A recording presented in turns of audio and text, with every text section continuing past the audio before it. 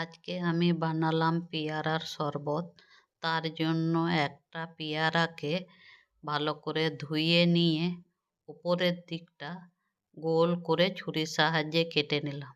তারপরে ভিতর থেকে শাঁসগুলো চামচের সাহায্যে বার করে নিলাম। সবগুলো বার করে নিয়ে পেয়ারার শাঁসগুলো একটা মিক্সচারে দিলাম, দিয়ে একটু লবণ, একটু লাল মরিচের গুঁড়ো দিয়ে পেস্ট করে নিলাম। আর প্লেটের মধ্যে একটু লবণ আর লাল মরিচের গুঁড়ো ছড়িয়ে পেয়ারার মুখে ওই রকম লাগিয়ে নিলাম। দিয়ে ওই পেস্টটা পেয়ারার মধ্যে ঢেলে দিলাম।